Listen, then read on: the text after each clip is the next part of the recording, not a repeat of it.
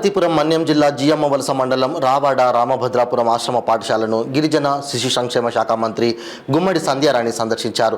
7వ తరగతి చదువుతున్న గిరిజన విద్యార్థి జీవన్ మరణంపై ఆరా తీశారు మంత్రి. విద్యార్థి తండ్రితో మాట్లాడుతూ తమ కొడుకు మరణంపై ఏమైనా అనుమానాలు ఉన్నాయా అని అడిగి తెలుసుకున్నారు. విద్యార్థి మరణంపై విచారణ వ్యక్తం చేస్తూ ఆశ్రమ పాఠశాలలో ఇటువంటి ఘటనలు పునరావృతం కాకుండా త్వరలో ప్రతి ఆశ్రమ పాఠశాలలో ఏఎన్ఎంలను నియమిస్తామని మంత్రి వెల్లడించారు. మంత్రితో పాటు మన్యం జిల్లా ఎమ్మెల్యేలు Kurupam MLA తోయిక Jagadeeswari, Parvathipuram MLA బోనల Vijayachandra, Palakonda MLA Nimmaka Jayakrishna పాల్గొన్నారు.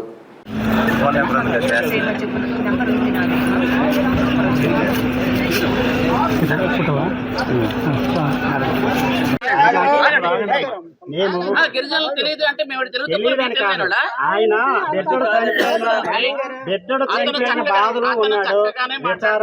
మాట్లాడివ్వండి.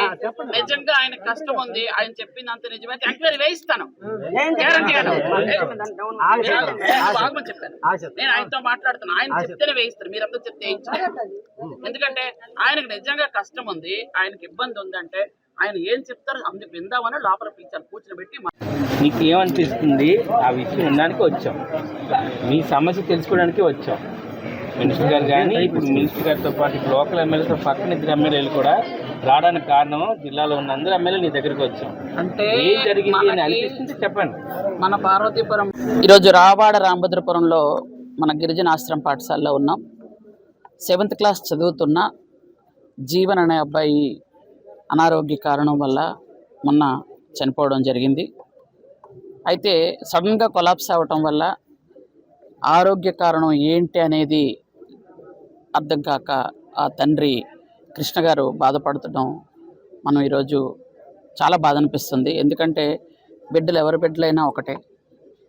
ఈరోజు ఇక్కడ ఉన్నటువంటి పిల్లలందరూ కూడా ఎంతో బాధపడుతున్నారు. దాదాపు 250 మంది పిల్లలు ఇక్కడ ఉన్నారు.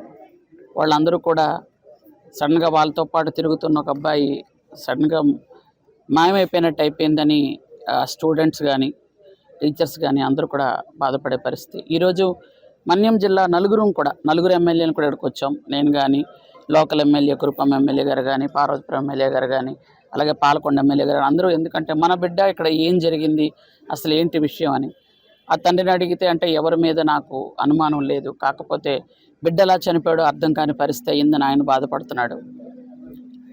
ఎందుకంటే ఇలాంటి పరిస్థితులు పునరావృతం కాకూడదనే ఉద్దేశంతోనే హాస్టల్స్లో మేము ఏఎన్ఎంలను కూడా వేయడం జరిగింది.